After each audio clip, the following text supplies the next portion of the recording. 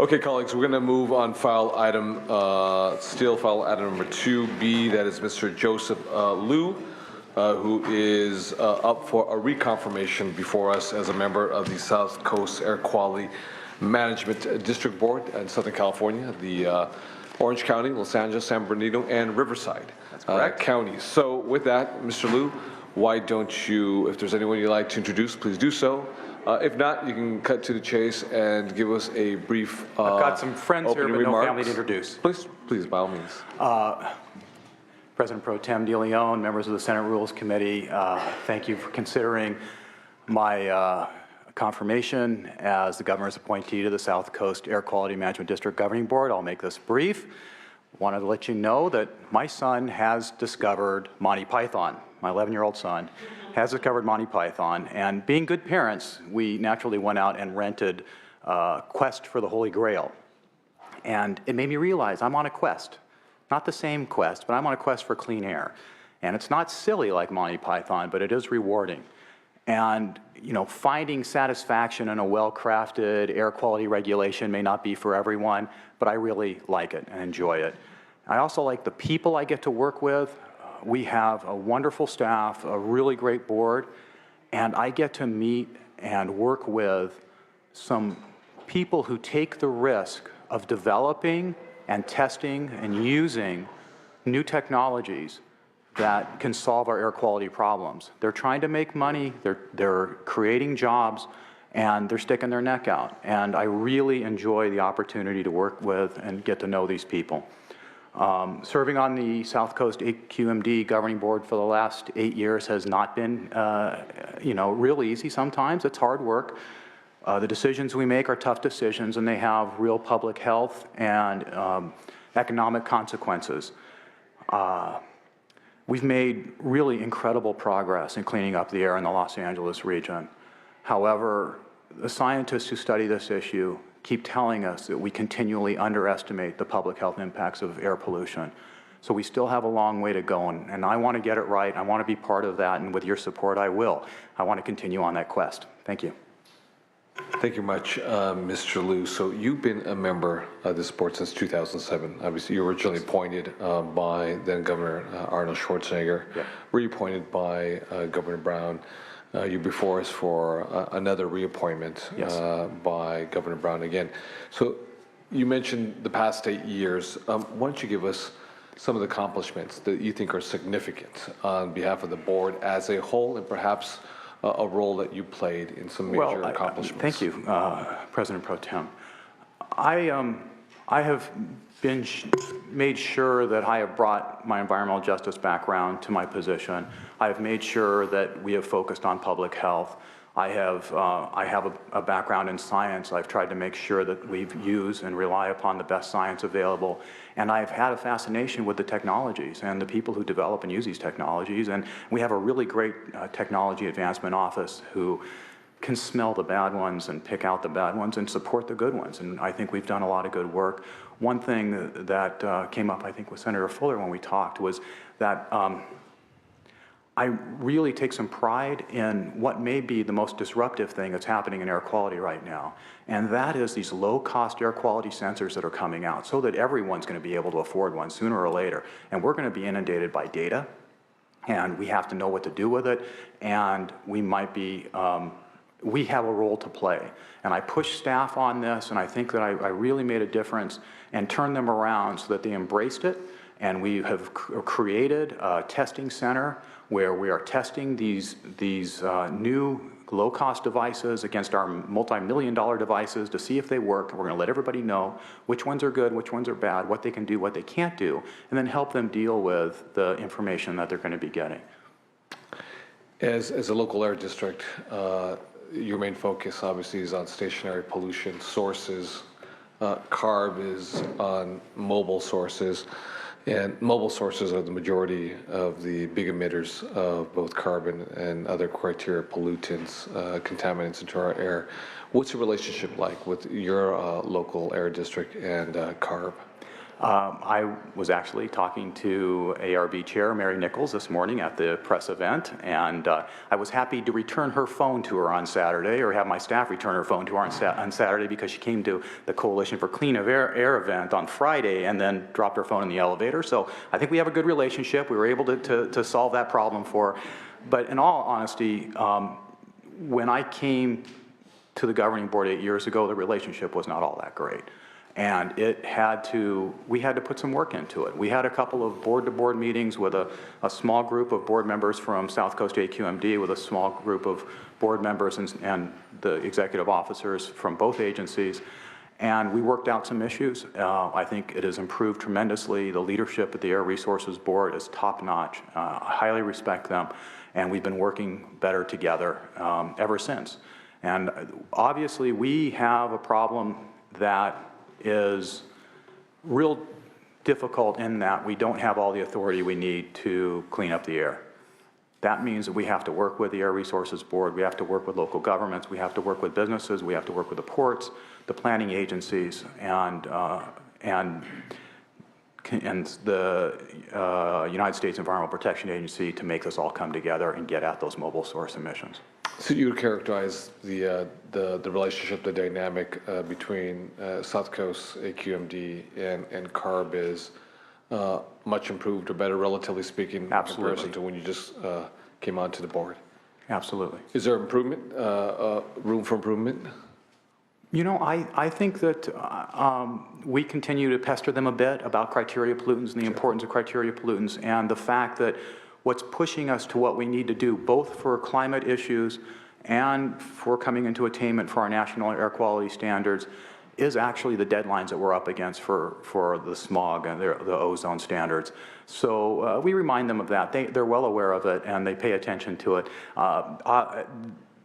The Air Resources Board, and quite rightfully, is focusing a lot on greenhouse gas issues. That's not so much within our bailiwick, but we're focusing on particulate matter, criteria pollutants, local air toxics. You know, can it be improved? I'm sure there's always room for some improvement, but it's going really well right now. Okay, fantastic. Give us a little an update, if you will, on the Exide closing of the recycle battery plant in Vernon. Where are we right now with the cleanup, and what yet remains to be done? Right. With South Coast AQMD, our role is pretty narrow to make sure that when they deconstruct and they clean up that facility, that they don't violate air quality standards. Of course, the California Department of Toxic Substances Control is going to be responsible to make sure the facility gets cleaned up properly. We're concerned about the air quality standards. They have violated our air quality standards just by trying to do some cleanup work in the past, so we're going to be monitoring and approving their work plans. And then we have outstanding legal issues in claims that were made, some prior to the bankruptcy and some after the bankruptcy. So we are negotiating with them on settling those claims, and that's what South Coast is doing. I know that the director of DTSC, Barbara Lee, is working to make sure that the cleanup goes properly. Through your perspective, obviously, Exide has been they've been allowed over, I think, the past 25 years to continuously operate on a temporary permit. Obviously, the jurisdiction was DTSC, not CARB or South Coast AQMD. Give me some of your thoughts. How is it possible that you could have an emitter of such harmful pollutants, arsenic, lead, zinc, into the groundwater and into the air? How could they be allowed to operate for close to a quarter of a century? Well, when I first found out about this facility, I found out about it from Angela Logan with East Yard Communities for Environmental Justice. He was driving me around, showing me the rail yards, and he said, and over there is a battery, secondary smelter that does recycling of car batteries.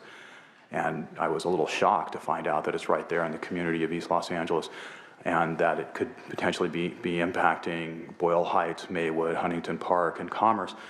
And so I became aware of it then, and started actually working, and this was far prior, I mean, about 15 years ago, to becoming appointed to the South Coast AQMD, but started working with community members at that point to address the issue, and in fact, submitted comments when DTSC a group of us submitted joint comments when DTS issued a draft permit and a CEQA document trying to actually permit the facility under the Resource Conservation Recovery Act, RCRA. And I raised those very questions. We all did. And fortunately, DTSC recognized that the permit that they were proposing to issue would not stand up to a challenge, and they withdrew it. They never got around to actually rejecting it, and they never got around to issuing a new draft permit. And I don't think there's any excuse for it. I don't think that it was handled properly. I quite honestly think that South Coast could have and should have figured out the arsenic problem sooner too, but we didn't get the monitoring data until too many years into the process. Once we did, we changed our regulations. We started down the road of forcing them through the toxics regulation process to stop emitting that arsenic, and eventually they decided to shut their doors. Let me segue into a very similar topic, Exide and the impacts of Exide and the surrounding communities, disadvantaged communities, is sort of a subset of a larger issue, which is disadvantaged communities. And please share your thoughts if there's any explicit language in your policies that move forward the issue of mitigation of harmful pollutants and toxins to disadvantaged communities. Mm-hmm. You had mentioned, obviously, PM 2.5, particulate matter 2.5, whether it's NOx or SOx, other criteria pollutants, short-lived climate pollutants like black carbon, CH4, aerosols, that disproportionately impact, certain zip codes, certain communities within a zip code, not just in Southern California, the South Coast Basin, but throughout the state of California, especially in Riverside and San Bernardino and San Joaquin Valley, in Stockton and Ceres and Central Valley area. Share with us your thoughts on this issue at disadvantaged communities, and it's actually your visit here for confirmation is very timely. Obviously, you witnessed a huge press event where we had a family from Stockton, California, the Mendoza family, and their 6 lovely daughters, all honor students.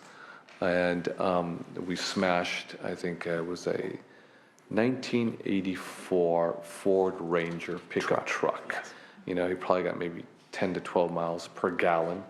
So it was an old clunker, a really old smog-producing clunker that was smashed. And in return, obviously, with the bundling of rebates and federal credits, this family is now driving a plug-in hybrid electrical vehicle, a Prius 2013.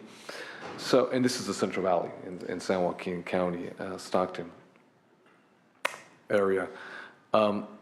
Because it was really wonderful, press conference for all the right reasons, but there was a policy design behind it, obviously, with regards to the issuance of rebates.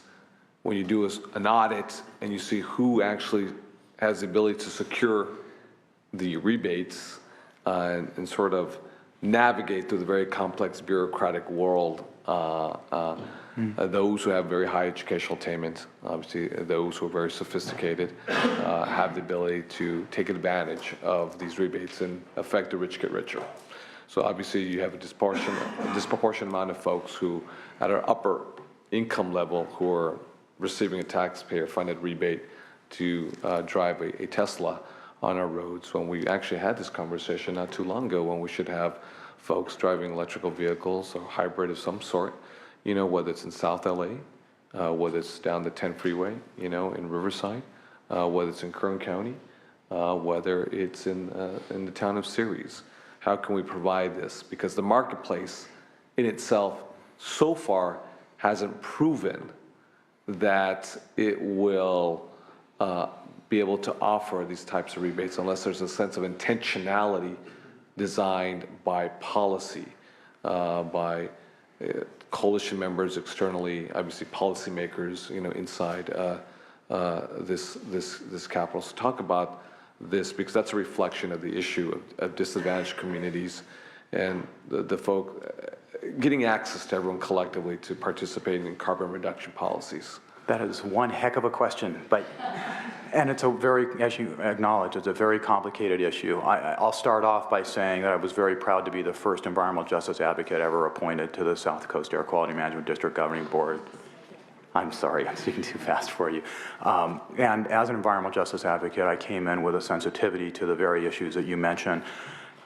Air pollution is not an equal opportunity problem. It tends to impact the very young, the very old, and certain communities more than it impacts others. And this question of how we get those who can least afford electric vehicles and alternative transportation and into those vehicles as quickly as possible is a very vexing one and a very difficult one, and one that I think that South Coast has struggled with a lot, and we've been tweaking the program to try to come up with a better means of doing it. Fortunately, with the Greenhouse Gas Reduction Fund and SB 535, which you know in my vocation of President and CEO of Coalition for Clean Air, I was lucky enough to inherit and have you author and get the governor to sign. We have solutions coming down the pike.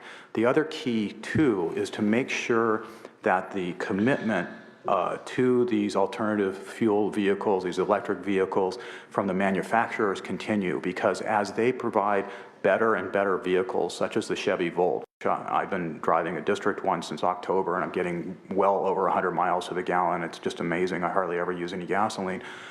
The Chevy Volt is coming out with a new edition this year that's going to be better, and people are going to want to get into that, which is going to make another used car, a group of used cars available. But I think that people who are getting into the secondary market, right, the secondary market, and who people who are getting to electric vehicles now know that the technology is evolving so quickly and so well that they're entering into short-term leases, like 3-year leases, and they're going to get out of those. So we might not have the answer today, but I'm hopeful that 3 years from now we'll have the Nissan Nissan EV Leafs and the Volts and the plug-in Priuses and others coming out of the hands of the people who could afford to buy them now and getting into the people who have less money to do it. It is a very complicated and difficult problem, but one that we're focusing on.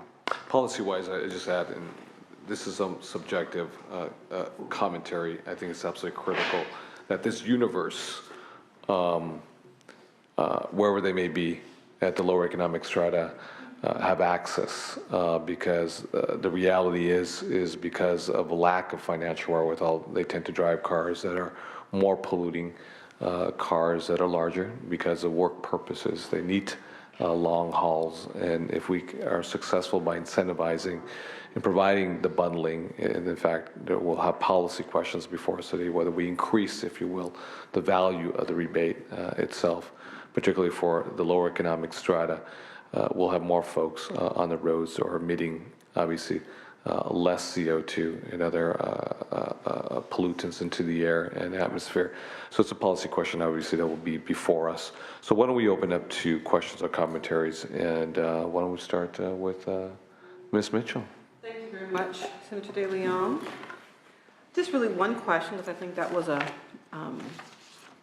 thorough conversation. Again, with the federal air quality standards, we talked about it when we met today, and recognizing that in the event that we don't meet the requirements, that the consequences are really quite severe, up to and leading to the loss of most federal transportation funding, which would not bode well in the 30th Senate District, considering how reliant we are on all of the expansions on all the various freeways, et cetera. So given that, really kind of a combined question, are you confident that we can meet the air quality standards necessary to avoid those federal sanctions? And secondly, do you think that you have sufficient regulatory authority to meet them?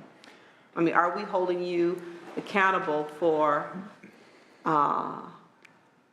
giving all of the various players, both on the regulatory side, the oversight side, and the pollutant side, are we holding you accountable to a task that you don't have the authority or power to control?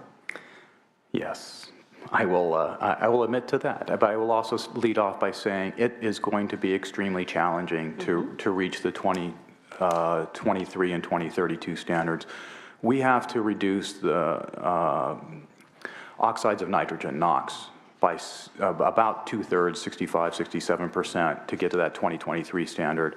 We have to reduce them by about 3/4, 75% by 2032 to get to the newer standard.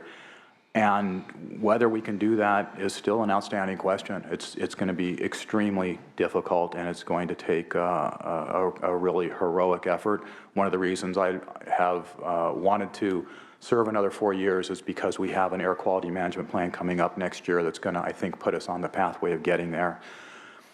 The other issue is, do we have all the authority we need? We certainly do not, but there are reasons for that. The Clean Air Act was constructed in a way that vested the authority for mobile sources, cars and trucks primarily, in the hands of the State Air Resources Board and to the federal government. And that's because cars and trucks cross state lines, they move out of our district, go in and out of our district, and we couldn't really put a bubble over it and just regulate those people driving in our district. So while it's frustrating at times, and I'm sure we would enjoy more authority to get at those mobile sources, there's some practical limitations on why we don't have that authority. Given that we have the responsibility, we have no choice and than to work with EPA, ARB, the planning agencies, local governments, businesses, the ports, in finding that solution. And we are dependent upon their cooperation. We will use our authority to the maximum extent possible, but it's neither going to be easy, nor is it going to be done with an iron fist. Thank you. Thank you very much, Senator Mitchell. Mr. Cannella? No questions. No questions. Okay. Madam Vice Chair. We had a very robust discussion, and I was particularly taken by the fact that you were able to tell me both sides of the most controversial issues that you dealt with and why you made your decision. And that's the best that we can ask of everyone. Thank you. Thank you. Thank you, Madam Vice Chair. Last but not least, from Riverside. San Bernardino. And San Bernardino. But I like Riverside I'll too. take it too. They're my neighbor. There you go. The Inland Empire, the There IE. we go. The IE. Yes. That would be Senator Connie Leyva. Thank you, Mr. Pro Tem. Good afternoon, Mr. Liu. Thank you for coming by my office. I enjoyed meeting with you. Thank you for being willing to take on this job. It's a very big job, and I really appreciate your passion for the job. I'd like to echo the Pro Tem's comments. I think they were completely on point. Senate District 20, which I am very proud to represent, has a lot of issues with pollution and smog and air quality, and that has to do with goods movement through the district. Up to 100 trains a day go through the district, the trucks coming from the ports. So I have an ask of you, which is to please be ever vigilant in doing what we can to reduce those emissions. Because I appreciate your work and the work of those before you. Growing up in the Inland Empire as a little girl, we couldn't see the mountains. We had smog days. You couldn't go outside and play. And my children, consequently, have grown up and they have not had to worry about that. So let's keep moving forward. So thank you for that. And I do have one question. What has the drought, what impact, if any, has the drought had on your ability to do your job and to work in reducing particulate matter? Thank you, Senator. And I appreciate the meeting today, too, and agree with you wholeheartedly that we need to focus on those freight industry and logistics issues that impact your district so much. The drought has, unfortunately, had an adverse impact on our ability to meet federal PM 2.5 standards. We had expected to be in compliance with those standards this year, but were not in compliance with them. And staff has told us that they attribute it to the dry weather conditions and re-entrainment of dust and particles into the atmosphere. They are hopeful that the weather changes, that an El Nino takes place, and they promise us, if it does, we will come into compliance with those standards.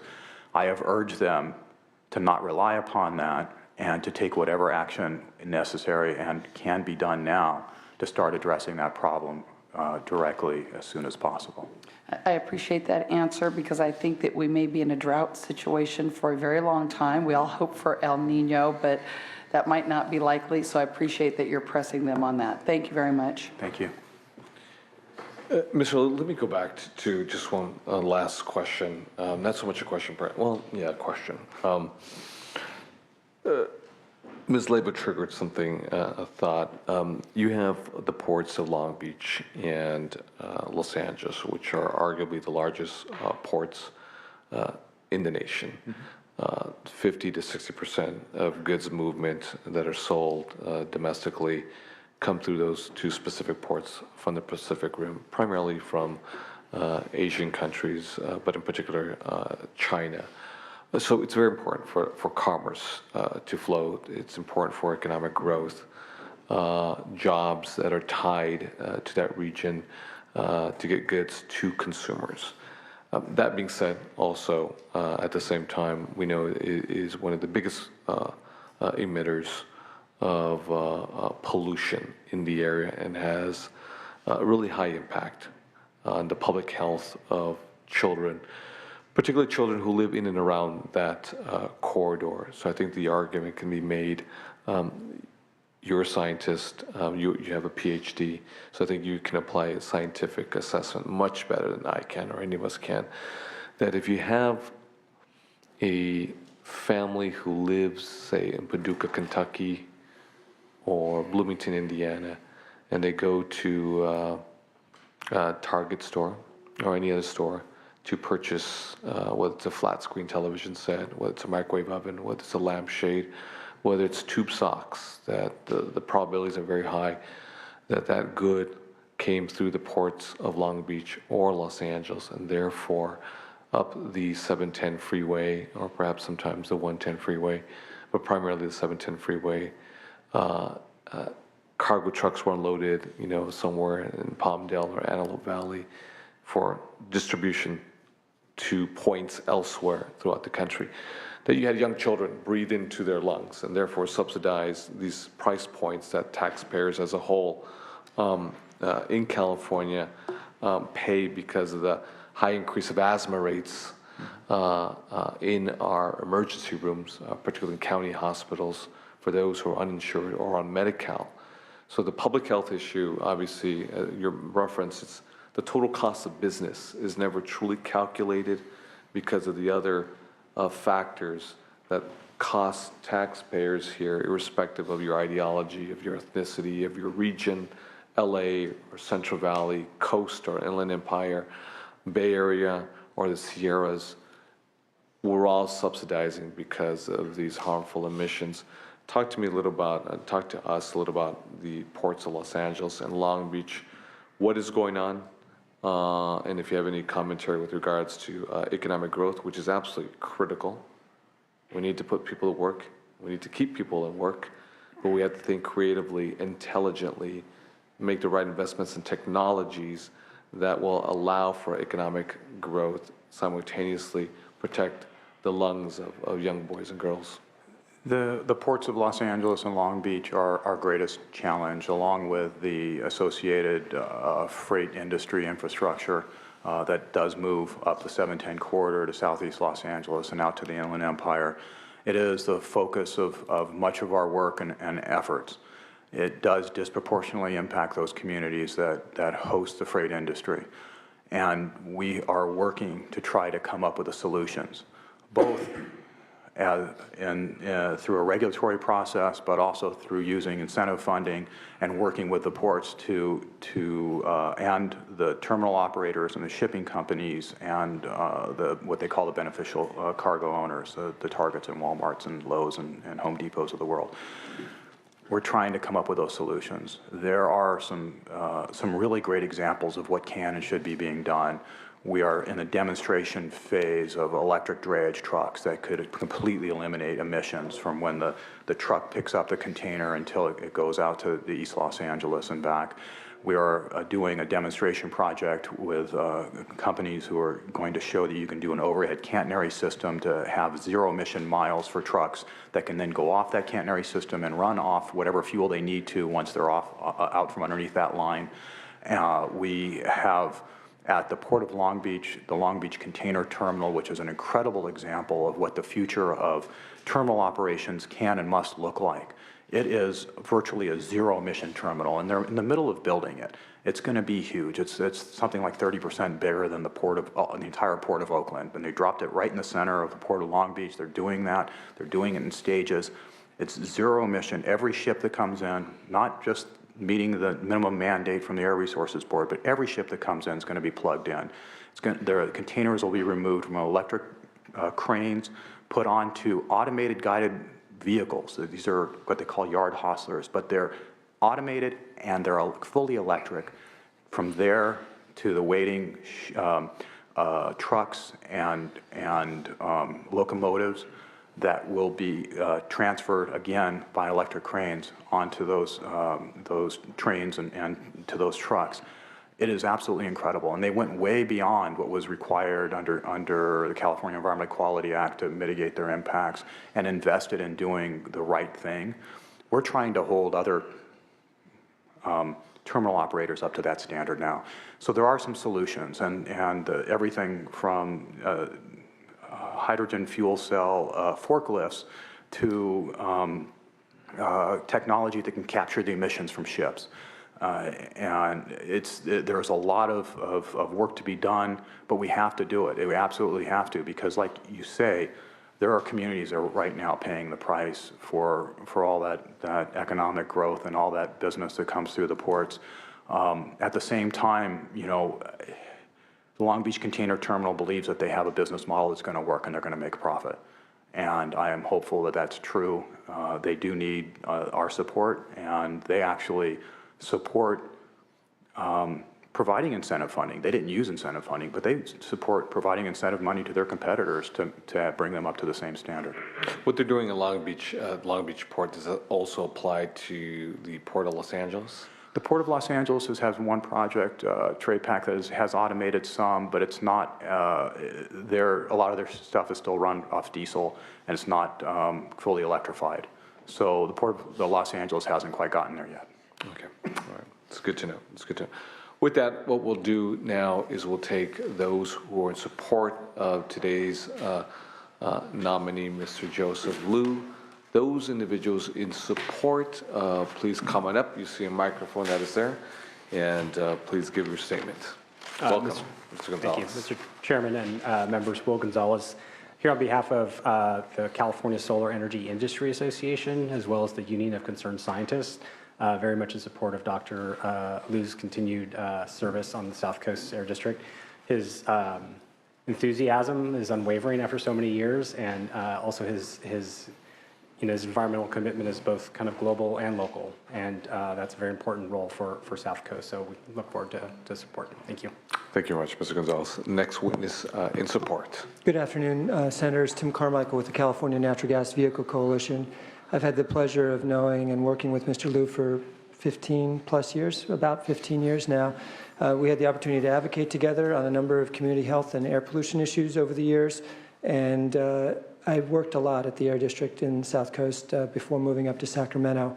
And I can say without a doubt, he is the loudest voice on that board for community health, and he's the most enthusiastic for technology development, clean technologies that will help improve the quality of life for not only the region, but for the state and the world going forward. I enthusiastically support his reappointment. He's one of the smartest people I know and a great member of that board. Thank you very much, Mr. Carmichael. Ms. Escalante. Good afternoon. I'm Linda Escalante with the Natural Resources Defense Council, here to give our enthusiastic support as well to Dr. Liu. I am from LA, and my son is terrified of asthma. You know, indeed, these communities are significantly affected. And the health of these kids, you know, this is one of the main reasons of absenteeism in the schools, and therefore you lead into the breakup of the kid's life, and therefore they end up in DJJ's hands if things fall apart. So We're very grateful for all your It was work. particulate matter that did it. It makes a difference, and he's saving lives. I think especially in LA, all his work is definitely making a difference, and we hope that he continues doing so. Thank you. Thank you very much. And Mr. Jacobson. Thank you, Mr. Chairman. Environment California, my name is Dan Jacobson. I strongly support the reappointment of Dr. Liu. Those of us in the environmental community and those of us that work with the environmental justice community look for Mr. Liu and for Dr. Liu toward his guidance. He's the smartest person that we can find when it comes to being able to blend the health of the communities that has to come first with the technologies. The ports will be cleaner because of his work. The highways, the cities in Los Angeles and throughout the state, and eventually this country and the world will be cleaner because of his work. We strongly support him and hope that you do too. Thank you. Thank you very much. Next witness. I'm Tom Knox with Valley Clean Air Now, and I support Mr. Liu's nomination. He has personally and through Coalition for Clean Air been an incredible advocate and partner in our development of our vehicle program in the San Joaquin Valley. He has been just a real source of information and challenge to our thinking that has really pushed us forward. So thank you. Thank you very much. Any other witnesses in support? Seeing none, those in opposition? No opposition. Anyone who's agnostic about Mr. Liu? Neutral? Okay. One last comment. Your role on this AQMD, South Coast Basin AQMD, is absolutely critical. Given the fact that, again, the South Coast Basin and the Central Valley are among the most polluted areas in the entire country. Relatively, we have made tremendous gains and advanced forward tremendously because of policies at the local, state, and federal level. Everyone working in concert with each other. But as you had stated, I think it's quite underestimated the impacts that criteria pollutants are having on children's lungs and what that means for the present and future. So if we can get it done right with sound policies, with advancements in technologies, with a strong economy, then actually the South Coast Basin, the South Coast AQMD is the demonstration project for the country, not just the state of California or regionally, but for the entire country. We are the epicenter because I can't think of any other state or region in the country, whether it's in the South or the Northeast, the Midwest, or the Northwest, that has a political policy structure such as the South Coast Basin AQMD, which is bipartisan. I'm looking at here, we're looking at Republicans and Democrats all together trying to advance the notion that we need to breathe clean air for the safety of all of those who live in and around the South Coast Basin area. So with that, I am proud to make a motion myself for Mr. Liu. Made a motion, and with that, Madam Secretary, let's please call the roll. Senators Canella? Aye. Canella, aye. Leyva? Aye. Leyva, aye. Mitchell? Aye. Mitchell, aye. Fuller? Aye. Fuller, aye. DeLeon? Aye. DeLeon, aye. Mr. Liu, congratulations. Thank you.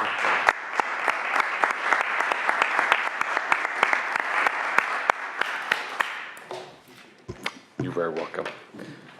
Okay, colleagues, we are going to work the file, and we are in the home stretch. We are looking at file item number 3 through 6, file items number 3 through 6, if I can get a motion.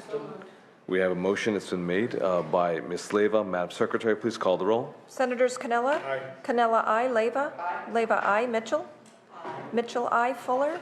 Aye. Fuller, aye. DeLeon? Aye. DeLeon, aye. File items number 3 through 6 pass on a 5-0 motion vote. We will go into executive session.